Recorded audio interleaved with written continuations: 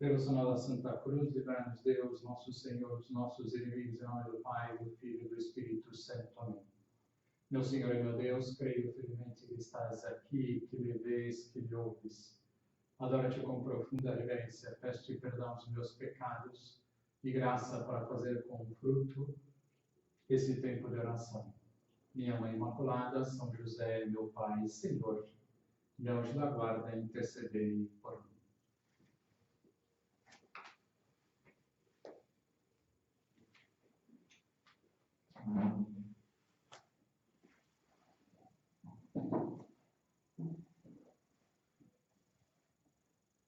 O mês de junho é um mês que no Opus Dei costumamos pensar na vida de São José Maria por dois motivos.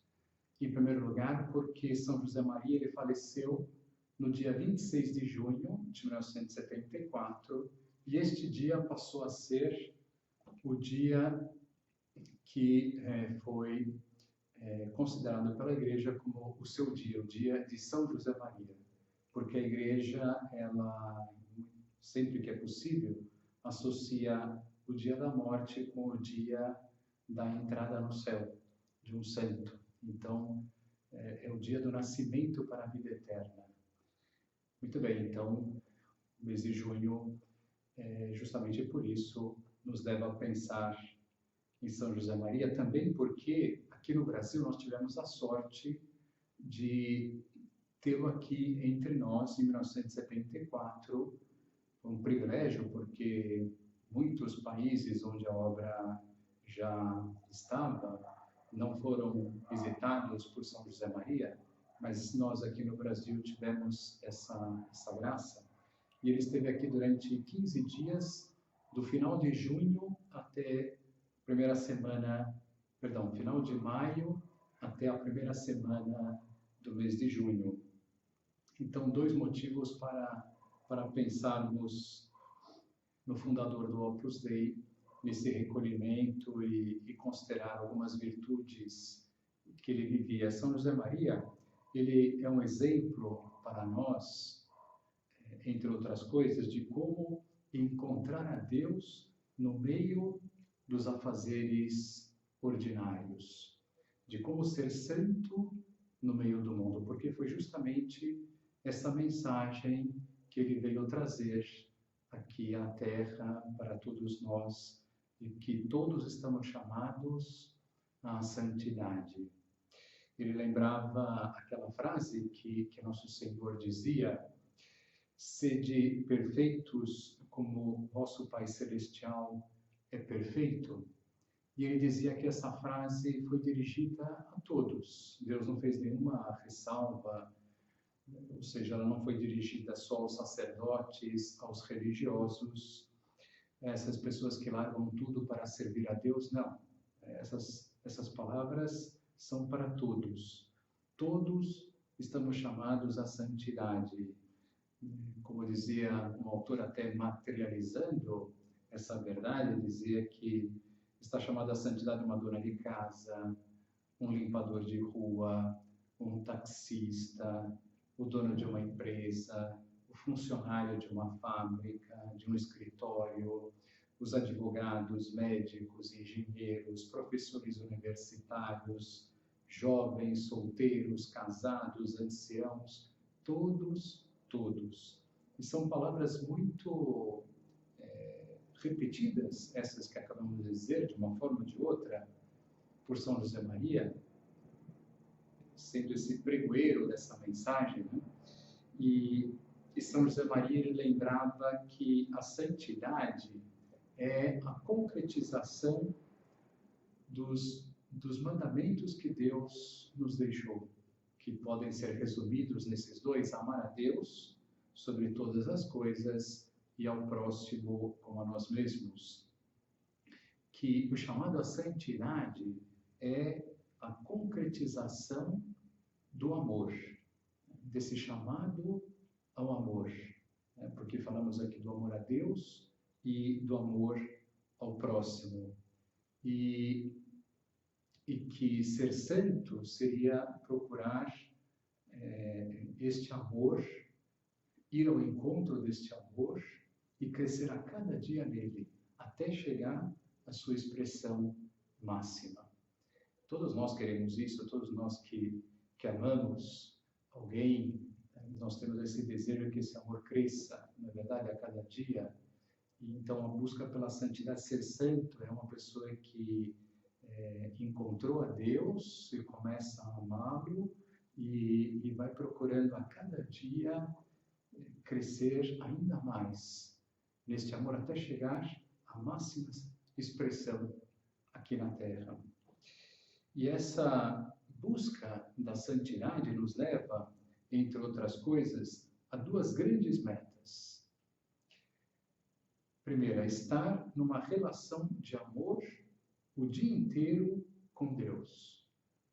E outra meta que é dilatar o nosso amor a Deus e o amor ao próximo, como dissemos. E com relação a esta primeira, estar numa relação de amor o dia inteiro com Deus é algo natural, na verdade, de quem ama. Quem ama quer estar próximo da pessoa amada, está sempre pensando na pessoa amada. E se Deus está chamado a ser o primeiro amor, é natural que nós estejamos pensando nele o dia inteiro, desde a hora de acordar até a hora de deitar. E esse esforço de estar junto de Deus se chama buscar a presença de Deus. Presença de Deus no meio das nossas tarefas. Vamos considerar este tema de modo mais concreto nesta meditação. Presença de Deus, que é essa consequência do amor. Uma mulher que escreveu uma biografia de São José Maria, ela dizia assim, a respeito dele, de como ele vivia essa presença de Deus. Dizia assim, em Escrivá, a oração não é algo restrito no meio da sua jornada. Não, é a respiração, é a nervura e é a seiva de todo o seu agir. Fato, né? Nós entendemos que seja assim.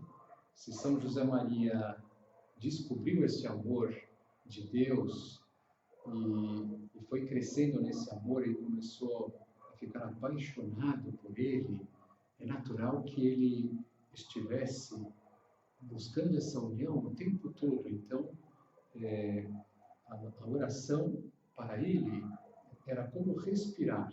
Nele, continuava ela dizendo, viver e orar jamais se desentendem, jamais se dão as costas. Cada instante, mesmo enquanto dorme, chegará a converter-se nele em pulsação de prece. Ao acordar no meio da noite, perceberá que rezava sonhando. Saberá que converter o sono em oração é um dom, e tomar consciência disso, uma graça.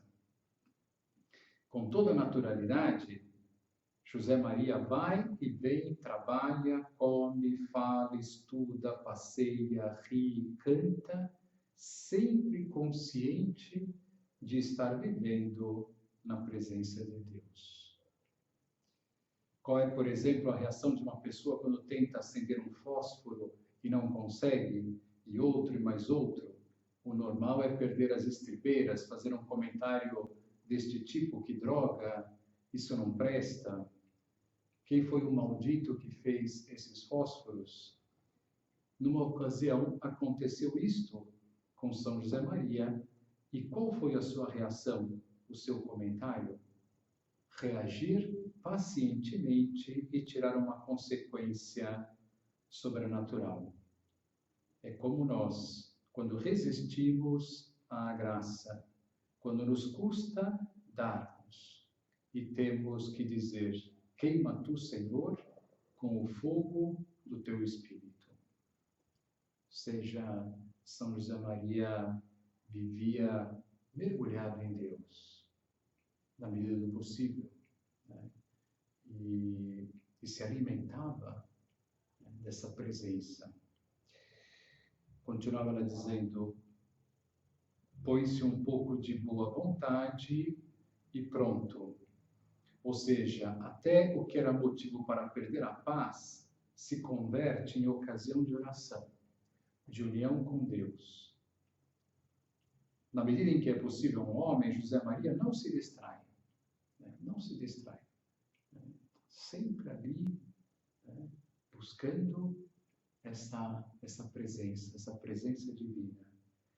Não se distrai nem com as distrações. Vê uma garrafa de conhaque e, reparando na etiqueta da marca 103, comenta que esses números podem servir como lembrete para se unir à Santíssima Trindade. Deus Uno, Deus Trino, e o zero sou eu. Faz esse comentário porque estava na presença de Deus e veio à sua mente essa consideração. Aparece a imagem do globo terrestre na vinheta do telejornal e reza pela paz do mundo a Santa Maria. Umas filhas suas cantam uma música mexicana. Eu não sei o que vale a minha vida, mas venho entregá-la a ti. Escrivá escuta, deliciado, faz uma reflexão em voz baixa. Eu sim sei o que vale a minha vida, todo o sangue de Cristo. Continuai a cantar, filhas, que já me destes tema para a minha oração desta tarde. Por que São José Maria vivia assim? Porque vivia para amar a Deus. Como todos nós estamos chamados, e dizia que viver do amor é isso. É como ter o ar para respirar. E que se parasse de respirar, de ir ao encontro do amor a Deus, morreria.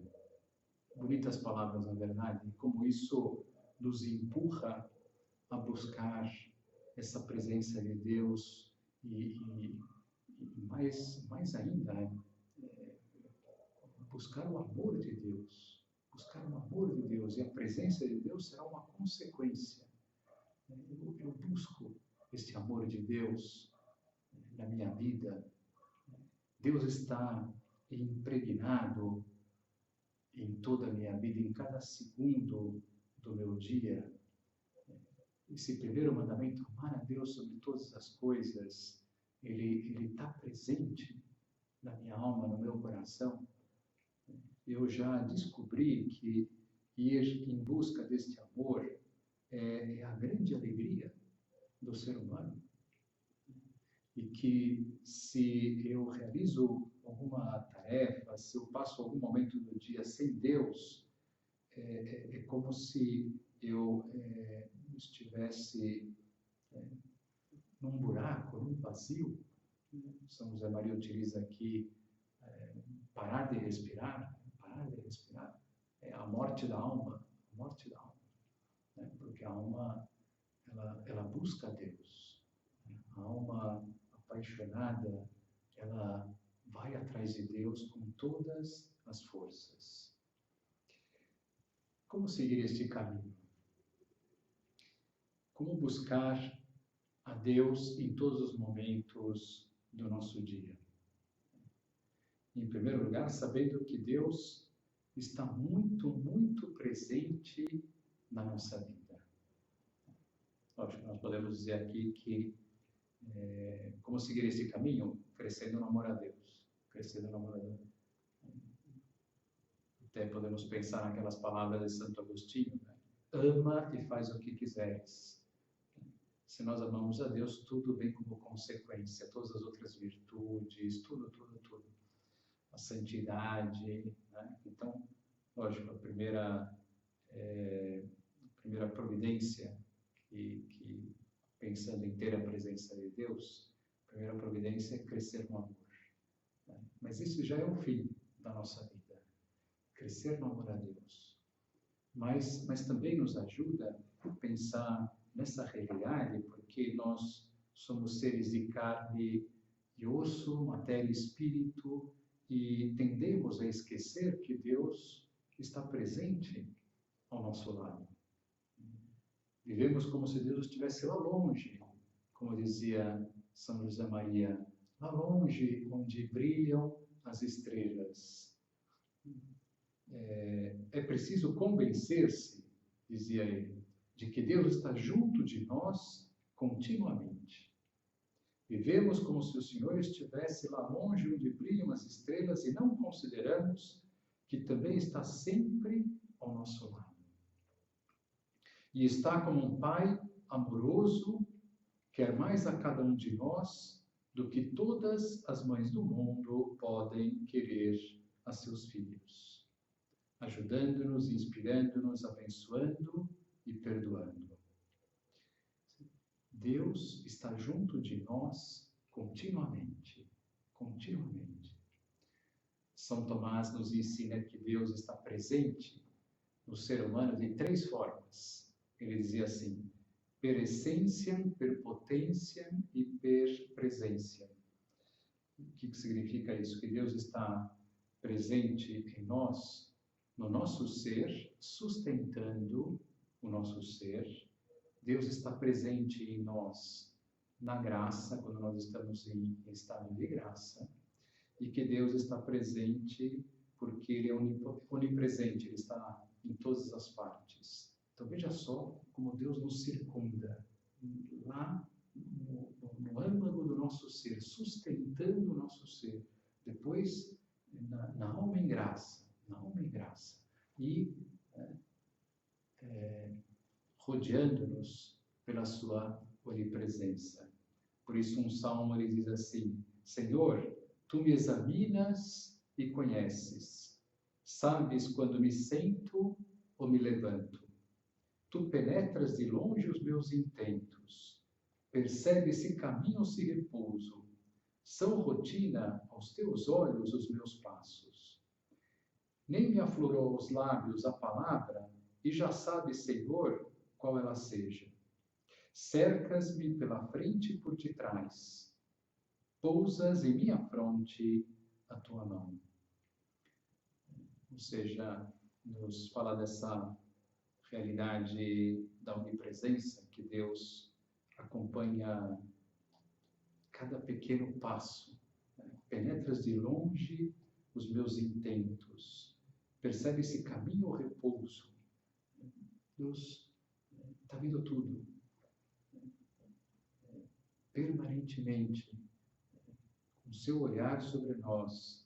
E está presente como um Pai amorosíssimo, à espera do nosso olhar, da nossa correspondência, do nosso diálogo. Se Deus nos ama com esse amor infinito, na verdade é que Ele espera de nós a nossa correspondência, que nós entremos nesse diálogo de amor, que nós mergulhemos nessa relação de amor. Por isso que a maior alegria do ser humano é de conversar com Deus. Conversar, estar com Deus. São João Maria Vianney, ele dizia assim que o maior consolo que nós podemos ter num dia é sentir o olhar de Deus sobre nós, que repousa sobre nós. A maior alegria que nós podemos sentir. Então, essa é um caminho importante mesmo, né? Aumentar a fé na presença de Deus ao nosso lado. Segundo lugar, nós podemos crescer na presença de Deus lutando contra um grande inimigo do amor, contra um grande inimigo da presença de Deus, o egoísmo. Quando nós nos propomos a conversar com Deus o dia inteiro, percebemos que há esse grande inimigo. o excesso de amor por nós. Que nós passamos praticamente o dia inteiro pendente de quem? Pendente de nós. No meu trabalho, do meu descanso, do meu final de semana, dos meus gostos, dos meus interesses. Vamos pedir a Deus que nos esqueçamos mais de nós mesmos. Que Ele nos ajude a estarmos estarmos pendentes dele e dos demais. São José Maria me servia, apesar de não ser, estritamente falando, essa frase aplicada a isso, ele dizia assim: Senhor, se tu não queres a minha honra, eu para que a quero? Então aqui a aplicação é mais a preocupação com a nossa própria imagem, essa soberba, essa vaidade, mas nós podemos aplicar ao egoísmo, né? Senhor, se tu não queres o meu egoísmo, se tu não queres esse amor exagerado por mim mesmo, eu para que eu quero? Para que eu quero? Uma outra iniciativa que nós podemos tomar, o ter presente, justamente associado a isso do egoísmo, é substituir o monólogo pelo diálogo. Então, como temos esse amor muito grande por nós mesmos, o normal é que nós estejamos o dia inteiro conversando conosco próprios, quando não estamos conversando com alguém. Estamos lá no carro, ou estamos caminhando na rua, correndo, fazendo um esporte. O normal é que nós estejamos ali, né? Pensando conosco próprios, conversando conosco próprios. E aí vem essa luz. Puxa vida, se Deus está aqui do meu lado, por que eu não falo com Ele o tempo todo? Por que eu não substituo o monólogo pelo diálogo? Se eu estou conversando, por que não conversar com Deus? Muito melhor, né?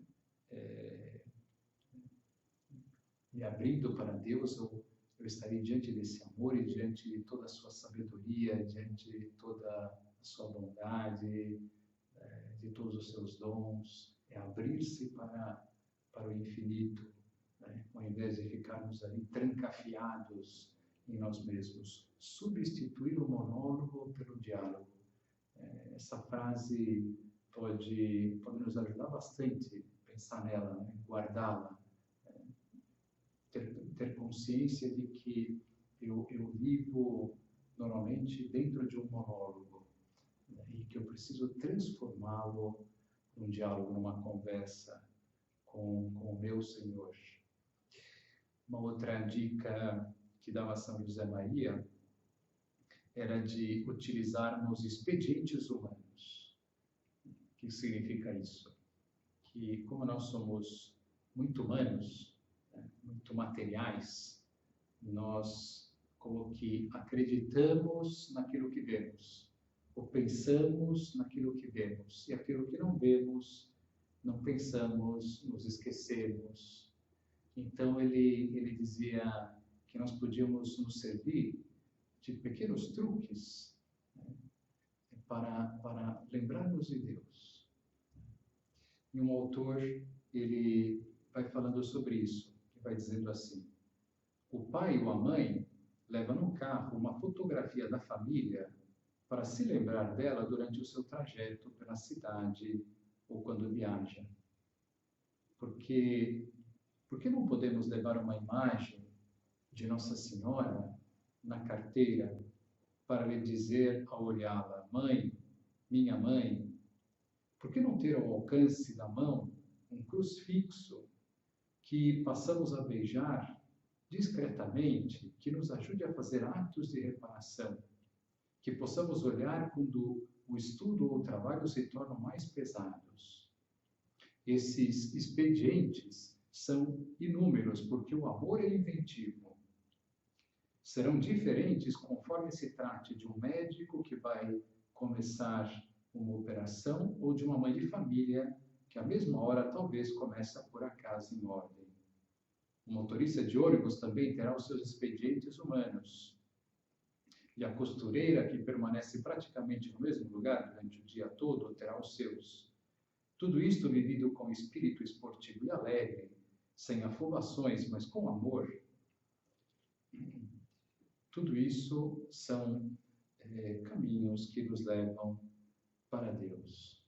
Então, o que são esses expedientes humanos? São realidades simples, concretas, que nos levam para Deus, por exemplo.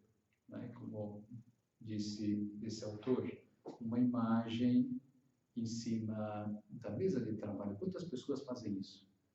Lá no seu escritório, lá na sua casa, e colocam ali a imagem de um santo, de Jesus, de São José, de Nossa Senhora, e enquanto estamos trabalhando, de repente olhamos ali para aquela imagem e dizemos umas palavrinhas, dizemos um ato de amor, um agradecimento, um santinho, páginas adiante de um livro que nós estamos lendo, então, um truque, né, que nos aproxima de Deus, um lembrete no celular para avisar de quando em quando, né, e assim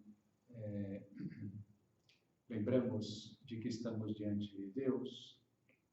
Eu me lembro a esse respeito numa ocasião, numa casa do Opus Dei, para jovens, que um rapaz ele começou a frequentar. Eu não sei se foi logo no primeiro dia, que ele estava lá rodeado numa mesa da sala de estudo, rodeado de outros rapazes que já conheciam o Opus Dei, que já frequentavam, e que, na hora de começar a estudar, colocavam os livros, os cadernos diante da mesa e colocavam um crucifixo, isso não é uma imagem de um santo, e ele olhou aquilo, ficou assim, pensativo, e aí ele foi lá na sua mochila e pegou um CD do AC/DC, dessa banda de rock, e colocou lá em cima da mesa, como que querendo colocar alguma coisa também, né, como eles estavam colocando. Enfim, depois ele foi perceber, né, o que eles colocavam e por que eles colocavam aquela imagem, aquele crucifixo, né, e gostou muito, né? E a partir daí começou também a fazer isso, e ele contava como a partir desse momento ele começou a ter muito mais presença de Deus. Outra última dica que dava São José Maria, que eu queria comentar, são as jaculatórias. As jaculatórias são pequenas frases de amor que nós dirigimos a Deus. Podemos repeti-la porque as orações maiores, não é tão grande, mas para quem está trabalhando, está no meio de uma tarefa, dizer uma Ave Maria fica difícil, mas nós podemos dizer uma pequena frase, né? Jesus, eu te amo. Mãe, minha mãe. Ele dizia assim em São José Maria: começai com jaculatórias, que depois virá a contemplação, como não o imaginais. Às vezes, durante toda a vida, não se faz mais do que isso. Jaculatórias, atos de amor e de reparação. Jesus, eu te amo, doce coração de Jesus, sede o meu amor, meu Deus e meu tudo. Jesus, Maria e José, que eu esteja sempre com Jesus, Maria e José. Doce coração de Maria, eu vos dou o coração e a alma minha.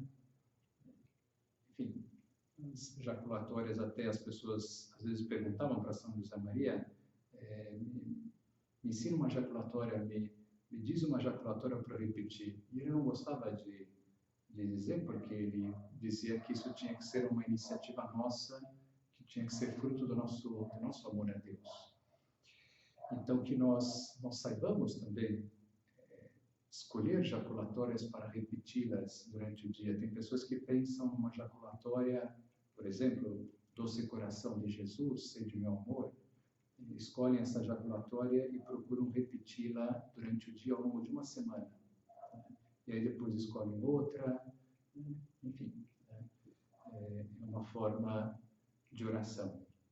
Vamos terminar esta meditação pensando qual é o grande fruto da presença de Deus. São dois, a paz e a alegria. Dessa presença de Deus, dizia São José Maria, assim terminamos, nasce uma alegria que nunca acaba. Que nunca acaba. E ele até dizia que na sua vida ele nunca se deprimiu. Nunca se deprimiu. Por quê? Porque ele nunca deixou espaços vazios de oração. Preenchendo toda a sua vida de oração, ele permaneceu sempre na alegria, na felicidade que Deus nos dá. Peçamos à nossa mãe que ela nos ajude a crescermos a cada dia nessa união com Deus e, sobretudo, no amor por Ele.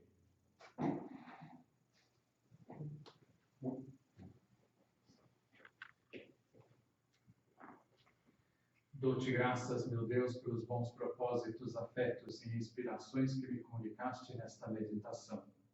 Peço-te ajuda por os pôr em prática. Minha Mãe Imaculada, São José, meu Pai, Senhor, meu anjo na guarda, intercedei por mim.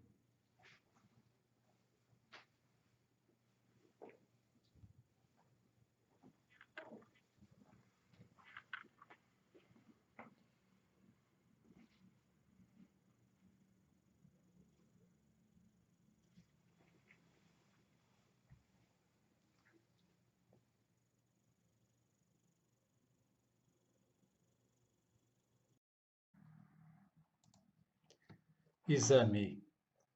Ato de presença de Deus. Acredito que no batismo Deus Pai tomou posse da minha vida, incorporou-me a Cristo e me enviou o Espírito Santo para me santificar. Ofereço todas as manhãs a minha vida, os meus pensamentos, palavras e ações a Deus, de quem tudo recebo.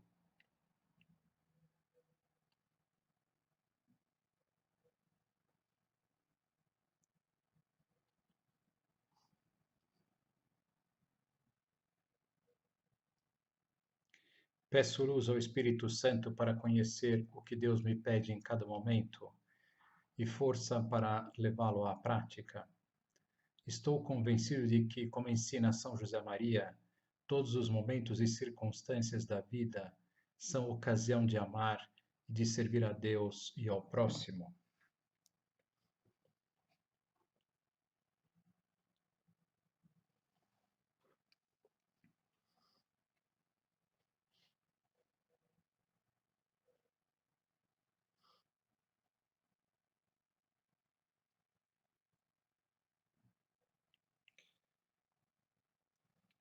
Compreendo que, se me deixo vencer pela rotina má, pelo aborrecimento e o fastio da vida diária, isso se deve mais ao meu vazio espiritual do que às dificuldades e circunstâncias externas.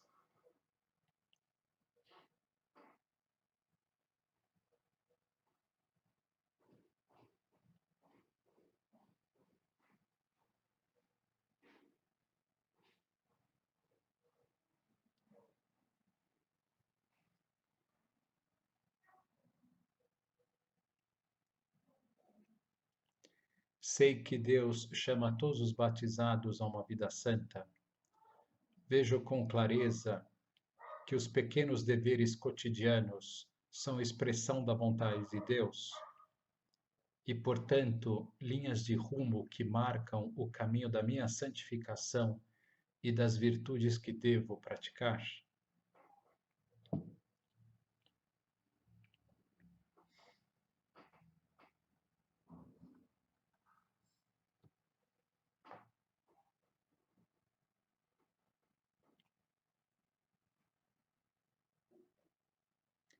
Procuro cumprir os meus trabalhos com perfeição, não como quem sacode um peso, mas esforçando-me para realizar uma tarefa acabada em todos os seus pormenores, uma obra digna de ser oferecida a Deus.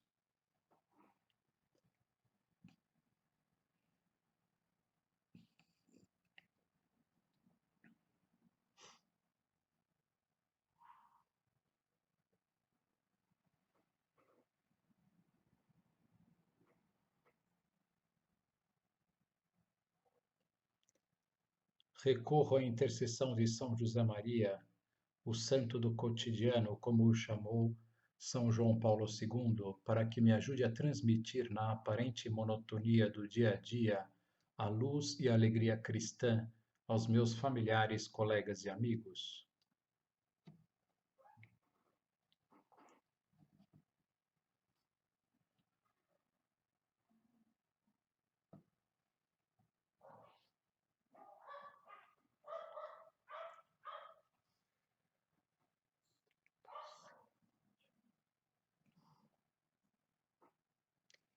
Sou consciente de que as tarefas do lar são também obrigação minha e não só da minha esposa. Estudo a maneira de animar todos em casa para que colaborem nessas tarefas com espírito de amor, de sacrifício e solidariedade. Descubro na dedicação à família, mesmo nas coisas mais materiais, uma parte indispensável do meu caminho de santificação. Dou bom exemplo aos meus filhos.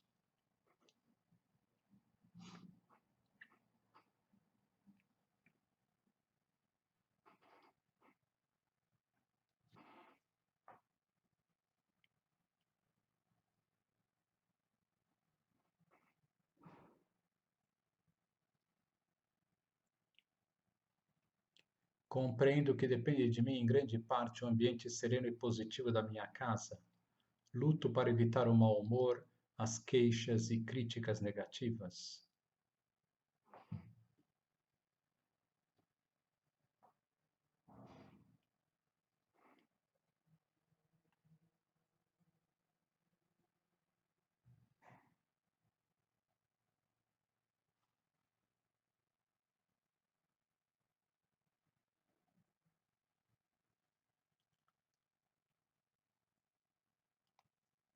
Esforço-me por encontrar tempo para me dedicar com um diálogo particular exclusivo à minha esposa e a cada um dos filhos.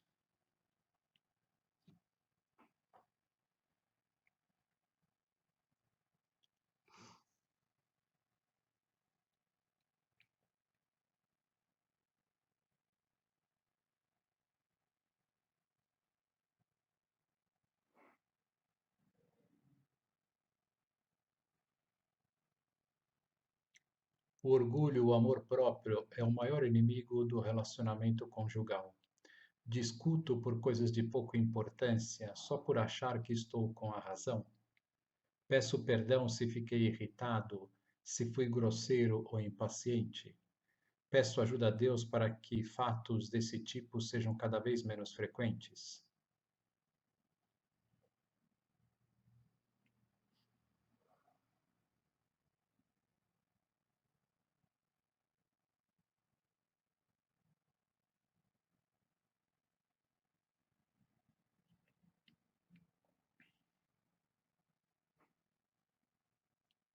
Neste mês de junho, dedicado ao coração de Jesus, peço a Nosso Senhor que me conceda um coração generoso e bom, capaz de se compadecer das dificuldades, penas e defeitos dos outros, tanto na família como no trabalho.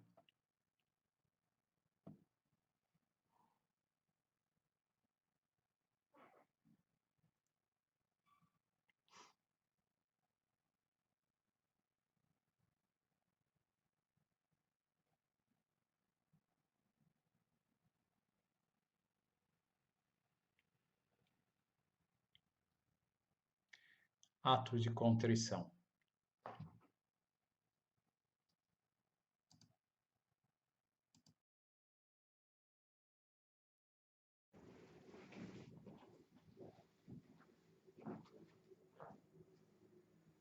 Pelo sinal da Santa Cruz, livrai-nos Deus, nosso Senhor, dos nossos inimigos, em nome do Pai, do Filho e do Espírito Santo. Amém.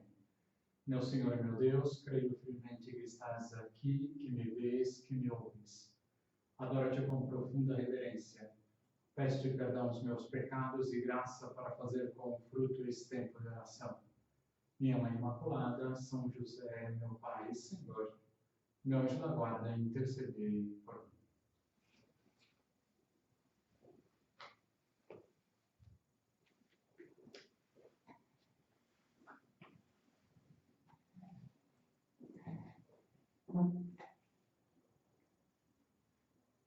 Jesus Cristo levou uma vida exigente, mas não andava acabrunhado. Tirava partido das contrariedades. Quando, por exemplo, lhe cobraram o imposto, não sei se vocês lembram desse episódio na vida de Jesus, nós vemos como Nosso Senhor ele vai brincar com Simão Pedro e com aqueles que estavam junto dele nessa ocasião, inclusive com o próprio cobrador de impostos, porque ele vai pedir para Simão Pedro pescar e do primeiro peixe que ele pescar, abrir a boca e tirar a moeda para pagar o imposto. Diz lá no Evangelho, logo que chegaram a Cafarnaum, aqueles que cobravam o imposto da didracma aproximaram-se de Pedro e lhe perguntaram: teu mestre não paga a didracma? Paga sim, respondeu Pedro. Mas quando chegaram à casa, Jesus preveniu-o dizendo: que te parece, Simão? Os reis da terra de quem recebem os tributos ou os impostos? De seus filhos ou dos estrangeiros? Pedro respondeu: dos estrangeiros. Interessante aqui o que Jesus nos diz, um breve parênteses, que ele é o filho do rei, é o filho de Deus, mais um testemunho de que ele é a segunda pessoa da Santíssima Trindade. E ele sendo o filho do rei, não teria sentido pagar imposto, lógico, o próprio Deus não teria sentido pagar imposto. E então, coisa que seria, como diz aqui Nosso Senhor, dos estrangeiros. Por isso Pedro respondeu: dos estrangeiros. E aí então Nosso Senhor disse: os filhos então estão isentos, mas não convém escandalizá-los. Vai ao mar, lança o anzol, e o primeiro peixe que pegares, abrirás a boca e encontrarás um estatere, que era a moeda ali corrente. Toma-o e dá-o por mim e por ti. Então podemos imaginar Simão Pedro fazendo aquilo, abrindo a boca do peixe e entregando a moeda para o cobrador de imposto. Imagine a surpresa deste homem vendo aquela situação. Então nós vemos esse bom humor de Nosso Senhor, essa alegria de Nosso Senhor. Por exemplo, também podemos citar como Nosso Senhor brincava com Tiago e João, esses dois irmãos que deviam ter um temperamento bastante aguerrido, enérgico, e Nosso Senhor chama de Boanerges, que significa filhos do trovão, né? O chamava assim, Boanerges. Também no outro episódio, estando com os discípulos de Emaús, esse episódio que ocorreu depois da sua ressurreição, no próprio dia da ressurreição, e quando ele se põe do lado desses discípulos, que eram dois, que eles estavam voltando de Jerusalém, indo à sua cidade, que era Emaús. E estavam muito tristes por tudo o ocorrido, ainda não sabiam da ressurreição de Nosso Senhor, né? Então eles estavam encarando tudo aquilo como um grande fracasso, né, de Jesus, que iria, uma visão ainda humana deles, instaurar o reino aqui na terra, e não havia conseguido, enfim, então eles estavam ali conversando sobre isso. Nosso Senhor se colocou do lado deles sem que eles percebessem, ele velou de alguma maneira a sua pessoa para eles, e lhes perguntou: o que vocês estão falando aí pelo caminho? Então eles disseram assim: você é o único forasteiro por aqui que não sabe o que ocorreu nesses dias e tal. E aí nosso Senhor responde assim: não, o que foi? Então podemos ver a graça de nosso Senhor dizendo essas palavras: não estou sabendo nada, não estou sabendo nada, quando sabe de tudo. Então esses episódios da vida de nosso Senhor nos levam a pensar numa virtude que vamos considerar nessa segunda meditação do recolhimento, que é fruto da presença de Deus na nossa vida, que esse é o tema desse recolhimento: Cristo na nossa vida, Cristo no centro da nossa vida. Então, se Cristo está no centro da nossa vida, nós vamos estar sempre na sua presença, que foi o tema da primeira meditação. E se Cristo está no centro da nossa vida, nós viveremos sempre alegres. Por experiência, nós sabemos que a virtude da alegria não é uma virtude fácil de ser conseguida. Uma coisa é estarmos alegres em algumas ocasiões, outra é estarmos sempre alegres, que é justamente a virtude da alegria. A virtude da alegria nos faz permanecer na alegria, independentemente das circunstâncias, das ocasiões. E então nós podemos fazer essa pergunta nessa meditação: como conseguir algo tão grande? Qual que é a natureza da alegria? É difícil responder a esta pergunta porque a alegria ela tem uma natureza peculiar. É diferente das outras virtudes. Por exemplo, a virtude da fortaleza. Como é que se cresce na virtude da fortaleza? Fazendo atos de fortaleza repetidamente. Atos que me exigem o cumprimento do dever, uma e outra vez, e assim vai, eu vou cumprindo as minhas obrigações, sem me esquivar delas, e isso vai me dando uma têmpera maior, me tornando mais forte.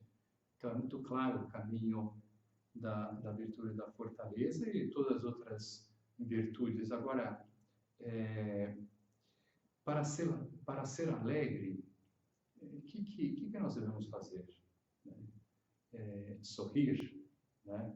Então, vamos dizer a uma pessoa que esteja alegre: sorria.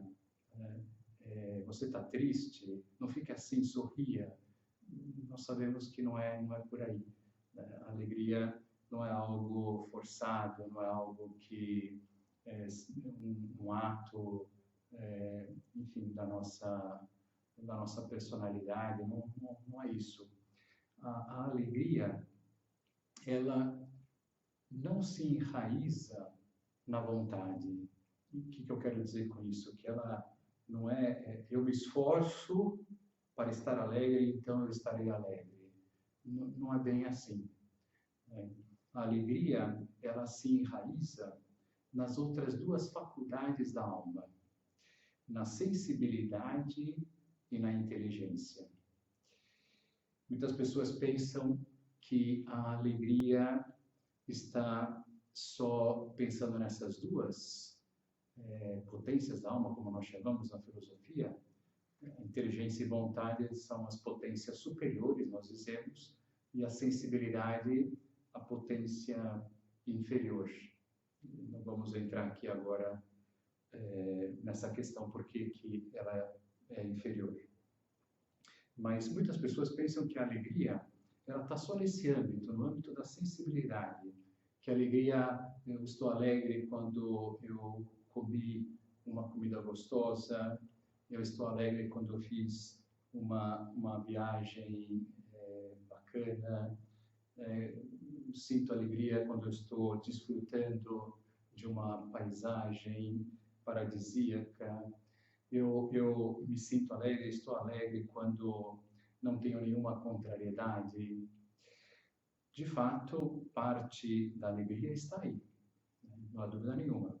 Mas a alegria sensitível é muito instável, muito variável. Por exemplo, se eu estarei alegre quando não tiver nenhuma contrariedade, então poucas vezes eu estarei alegre, não é verdade? Porque a vida é feita de contrariedades, a vida é feita de dificuldades. Então, uma pessoa que se apoia nisso será uma pessoa frustrada, que não vai conseguir encontrar alegria na sua vida só em poucos momentos. Depois, a alegria sensitiva, ela é muito pequena para a nossa sede de felicidade. O ser humano, nós fomos feitos para uma alegria, para uma felicidade infinita, infinita. E aí, então, nós descobrimos que a alegria que se encontra nas coisas sensíveis, materiais dessa vida, elas não preenchem o nosso coração, né? E aí, então, vamos perceber que a alegria, ela tem a sua raiz principal na inteligência. Na inteligência iluminada pela fé. Nós vamos ver que a alegria parte dela é um saber, né? Um saber-se filho de Deus, saber-se filho de Deus e as suas consequências. É um conhecimento, né? Uma vivência. E também a alegria, ela se apoia na vontade, não naquilo que nós falamos do esforço, né? Mas numa característica da vontade que é o amor. A alegria está muito relacionada com o amor. Um livro muito antigo dava o seguinte conselho para sermos felizes, e vamos entender um pouquinho o que dissemos aqui agora. Dizia assim: queres ser feliz durante um dia? Compre uma roupa nova. Durante uma semana, mate um porco. Então, enfim, você vê que aqui não só está falando de uma época passada, ou quem sabe até de uma pessoa que vive no campo, enfim, até para pessoas da cidade também, mas enfim, é uma circunstância aí concreta. Então, quer ser feliz por uma semana? Mate um porco, né? Porque depois você vai comê-lo ao longo de um mês, ao longo de uma semana, e será uma maravilha. Você quer ser feliz durante um mês? Ganhe um processo. Interessante aqui, né? Falar, ganhar um processo. Queres ser feliz durante um ano? Casa-te. Falando aqui que o casamento, no que diz respeito à paixão, na verdade, ela vai desaparecendo, não é? Depois virá a alegria muito mais profunda. Queres ser feliz por toda a eternidade? Então, saiba que você é um filho de Deus e seja um bom filho de Deus. Então, no fundo, a alegria verdadeira, ela se apoia em Deus, no conhecimento iluminado pela fé de que Deus existe, de que Deus me ama, de que Deus é meu Pai, que Ele me protege, que Ele cuida de mim e que, além de tudo, Ele mora dentro da minha alma quando eu estou em estado de graça. Vocês lembram na primeira meditação quando dissemos que Deus ele está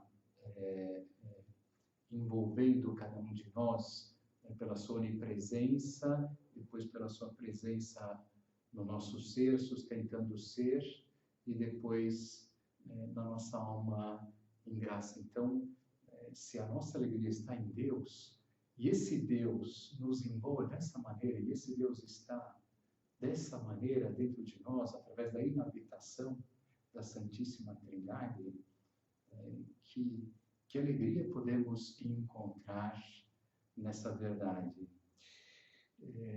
Já vamos falar melhor sobre isso, mas a ideia que eu queria ressaltar aqui agora é essa, que sem ir até o fundo do mar, utilizando essa imagem do mar e da superfície do fundo, sem ir até o fundo do mar e tocar em Deus, jamais seremos muito felizes aqui na Terra.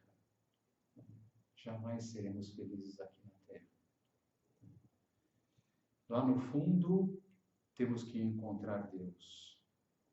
Um tempo atrás, lia um texto muito bonito de um autor que falava sobre a alegria e, concretamente, que isso que dissemos, que só Deus pode nos dar a verdadeira alegria. E dizia assim: o cristão deve ser um homem essencialmente alegre. A sua alegria não é uma alegria qualquer, é a alegria de Cristo, que traz a justiça e a paz, que só Ele pode dar e conservar, porque o mundo não possui o seu segredo. Então, vamos comentar um pouco essas palavras, elas prosseguem, as palavras desse autor, mas aqui ele vai dando a cada parágrafo uma luz. Né? Estamos pensando ali, né? Nesse fundamento da alegria que é Deus. E aqui, de modo concreto, ele diz que é Cristo. E porque Cristo traz a justiça e a paz. Na verdade é que isso nos enche de alegria, saber que esse mundo com tanta injustiça, com tanta falta de paz, Deus, ele traz a justiça, ele fará a justiça, fará justiça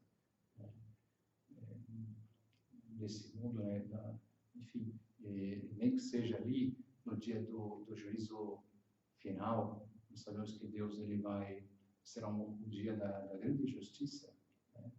Onde os bons serão exaltados e os maus que brilharam aqui no mundo de uma maneira que pareceram pessoas, enfim, personalidades, pessoas importantes, e depois eram pessoas que seguiam um caminho do mal, não unido a Deus, mas brilharam aqui na Terra. E toda injustiça que nós podemos sofrer na nossa vida, de incompreensão, como Deus, ele traz a justiça e a paz. O cristão, continuava ele dizendo, leva a alegria dentro de si porque encontra a Deus na sua alma em graça, aquilo que eu comentava. Essa é a fonte da sua alegria. Então, só isso, só de pensar assim, por mais que eu esteja passando por tantas dificuldades na minha vida, por mais que eu esteja passando por problemas, por mais que eu esteja doente agora, com uma doença grave, Deus mora na minha alma, se eu estou em graça. O próprio Deus, que mais eu quero, senão essa presença inefável, essa companhia inefável, esse amor inefável. Não nos é difícil imaginar a Virgem Maria radiante de alegria com o Filho de Deus no seu seio. O que seriam aqueles 9 meses para Nossa Senhora, sabendo que dentro dela, de uma maneira claríssima, certíssima com a sua fé, Deus estava lá. Deus estava lá. A alegria do mundo é pobre e passageira. A alegria do cristão é profunda e capaz de subsistir no meio das dificuldades. É compatível com a dor, com a doença, com o fracasso e as contradições. Eu vos darei uma alegria que ninguém vos poderá tirar, dizia Jesus. Nada nem ninguém nos arrebatará essa paz gozosa se não nos separarmos da sua fonte. E não é assim. Quantas vezes nós já experimentamos que no momento de incompreensão, no momento de desprezo, que Deus nos ama, que tem uma pessoa que não me despreza, uma pessoa que me compreende e é a pessoa mais especial que existe. Como isso nos conforta. Eu vos darei uma alegria que ninguém vos poderá tirar. A alegria de Deus, a alegria da sua companhia. Ter a certeza de que Deus é nosso Pai e quer o melhor para nós, nos leva a uma confiança serena e alegre.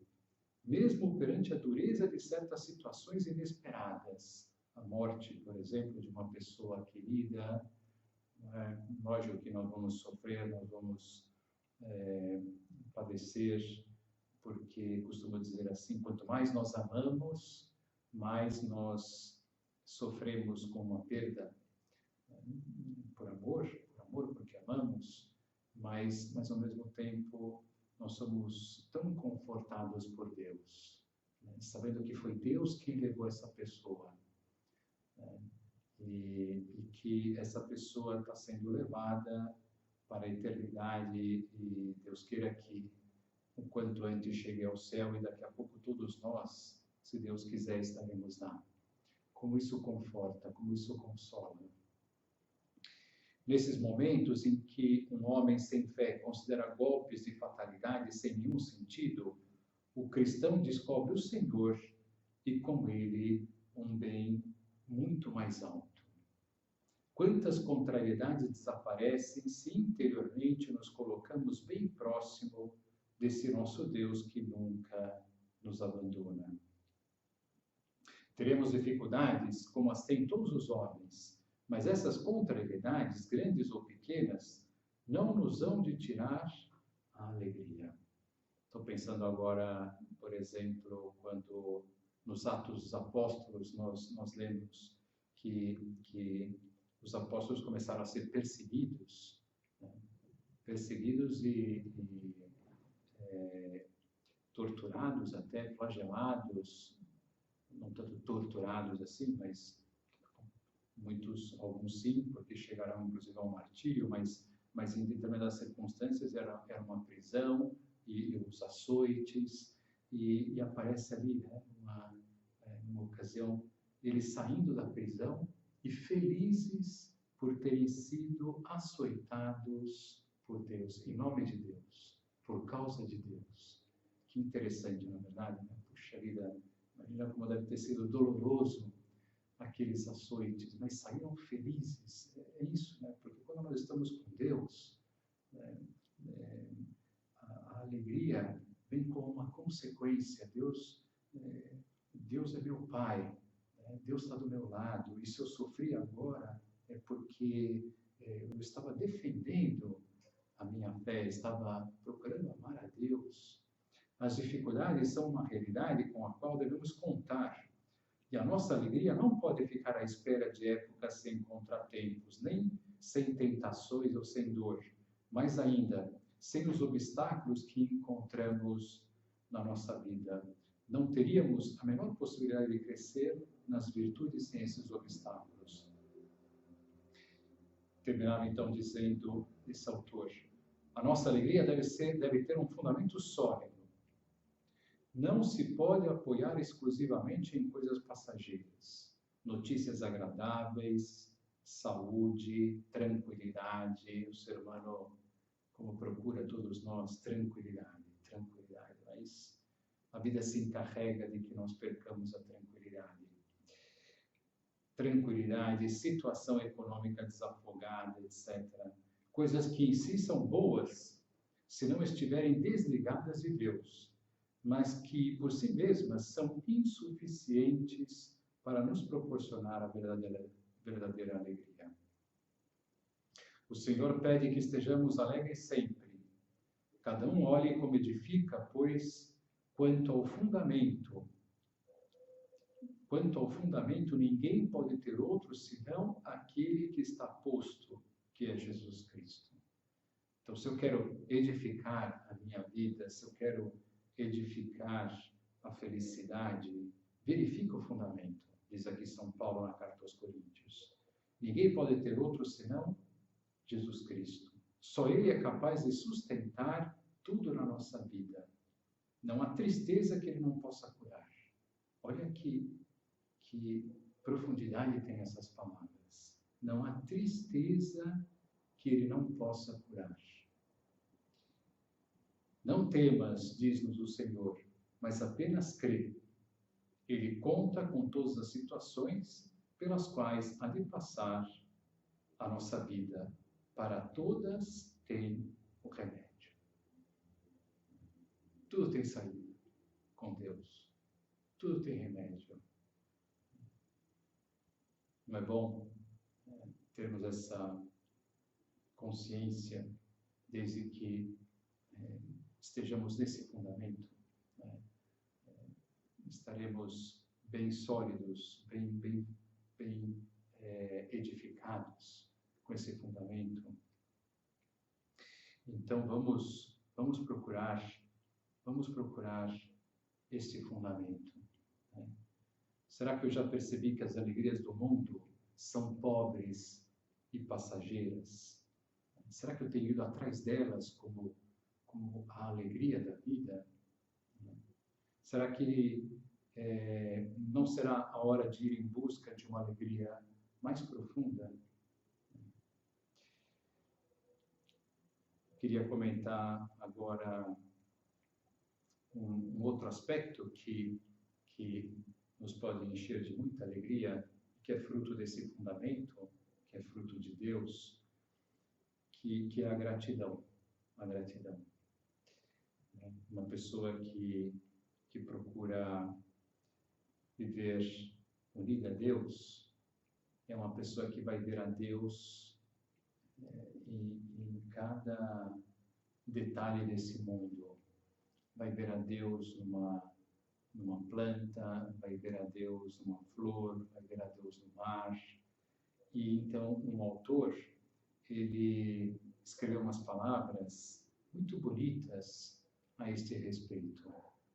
E ele dizia assim, que uma pessoa que não é feliz, né? Uma pessoa que está deprimida, desde que a depressão não seja fruto, não seja uma doença mesmo, né? Uma pessoa que está deprimida é uma pessoa que está distraída, ele vai dizer assim. Então, vamos ver o que ele diz. Não estás deprimido, estás distraído. Distraído da vida que lhe habita. Tens coração, cérebro, alma e espírito. Então podes sentir-se pobre, sentir-se pobre e desprezado, né? Se tens coração, cérebro, alma e espírito. Estás distraído em relação à vida que te rodeia. Golfinhos, bosques, mares, montanhas, rios. Não caias como caiu teu irmão que sofre por um único ser humano, quando no mundo existem 7 bilhões e 700 milhões de seres humanos. Além de tudo, não é assim tão ruim viver só. Eu fico bem decidindo a cada instante o que devo fazer. E graças à solidão, conheço-me, o que é algo fundamental para viver. Não caias no que caiu teu pai, que se sente velho porque tem 70 anos e esquece que Moisés comandou o êxodo aos 80 e Rubinstein interpretava Chopin com uma maestria aos 90. Só para citar 2 casos conhecidos. Não estás deprimido, estás distraído. Por isso acreditas que perdeste algo, o que é impossível, porque tudo te foi dado.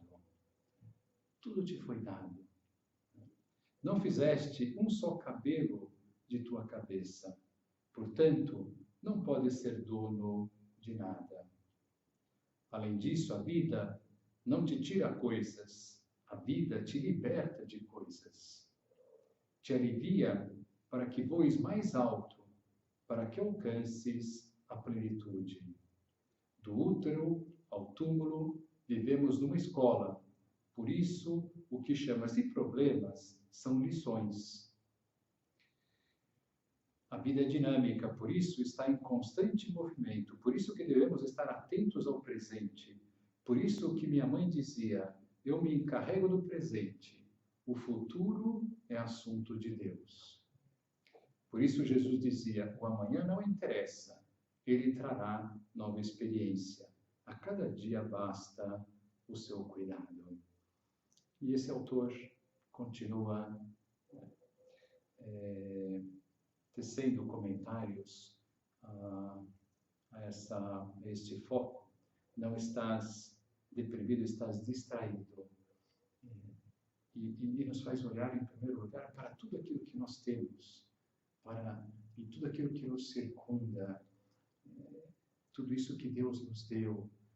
E, de fato, se repararmos mais em toda essa realidade, na bondade de Deus, manifestada neste mundo, seremos pessoas muito mais alegres. Nós sabemos que há uma relação muito grande entre a gratidão e a alegria. A gratidão. Uma pessoa que sabe reconhecer as maravilhas que há aqui, desde as coisas mais pequenininhas até as coisas maiores, será uma pessoa imersa na alegria, na bondade de Deus.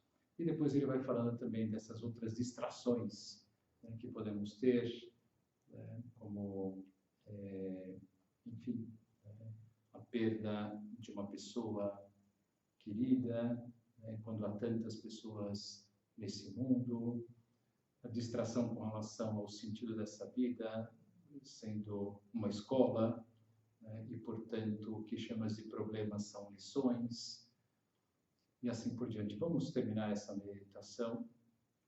Penso que o fundamental é essa ideia de que a alegria, ela tem uma raiz que não é da vontade, em primeiro lugar. Não adianta você se esforçar por ser feliz.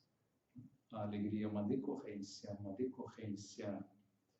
por um lado, desse nível menor, que é o nível da sensibilidade, das coisas boas dessa vida, honestas, mas que não satisfazem ainda a nossa alma, até que nós encontramos a base, a raiz, o pilar da alegria e da felicidade, que é Deus.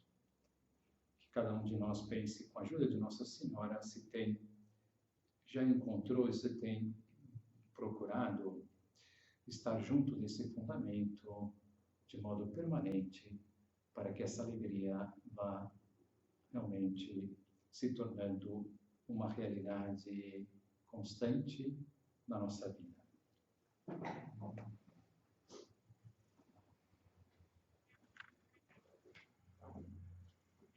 Dou-te graças, meu Deus, pelos bons propósitos, afetos e inspirações que me comunicaste nesta meditação.